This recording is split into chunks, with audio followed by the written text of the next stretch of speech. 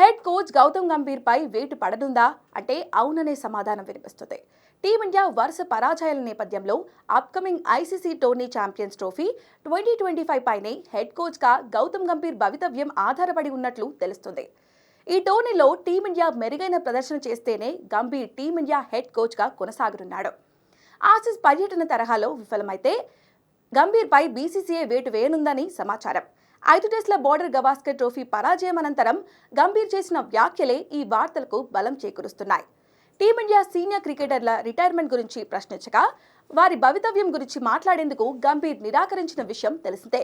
5 నెలల తర్వాత టీమిండియాకు టెస్ట్ సిరీస్ ఉందని, అప్పటి వరకు ఎవరు ఎక్కడుంటారో తెలియదని, జట్టు ట్రాన్సిషన్ గురించి ఇప్పుడే మాట్లాడడం తొందరపాటు అవుతుందని చెప్పుకొచ్చాడు. ఈ వ్యాఖ్యలతో గంభీర్ హెడ్ కోచ్ పదవికి కూడా గ్యారంటీ లేదనే విషయం అర్థమవుతుంది. ఛాంపియన్స్ ట్రోఫీ 2025ను గంభీర్కు డెడ్ లైన్ గా విధించారనే సందేహం కలుగుతుంది. టీ20 ప్రపంచ కప్ 2024 విజయానంతరం రాహుల్ ద్రావిడ్ వారసుడిగా హెడ్ కోచ్ బాధ్యతలు చేపట్టిన గంభీర్ తొలి పర్యటనలోనే మిశ్రమ ఫలితాలను ఎదుర్కొన్నాడు. శ్రీలంక పర్యటనలో టీ20 సిరీస్ విజయాన్ని అందుకున్న గంభీర్ వన్డే సిరీస్లో మాత్రం ఘోర పరాజయాన్ని ఎదుర్కొన్నాడు.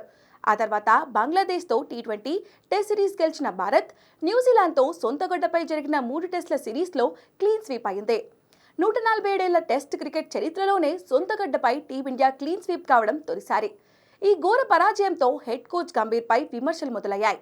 ఇక 5 టెస్టుల బోర్డర్ గవాస్కర్ ట్రోఫీని విజయంతో ప్రారంభించిన భారత్ ఆ తర్వాత 4 మ్యాచ్ల్లో దారుణంగా విఫలమైంది. ఈ క్రమంలోనే గంభీర్ కోచింగ్ పై విమర్శలు వ్యక్తమవుతున్నాయి. కాబట్టి ఛాంపియన్స్ ట్రోఫీలో భారత్ ఆశించిన ఫలితాన్ని సాధించకుంటే మాత్రం గంభీర్తో పాటు పలువురు సీనియర్ ఆటగాళ్లపై కూడా వేటు పడనుంది.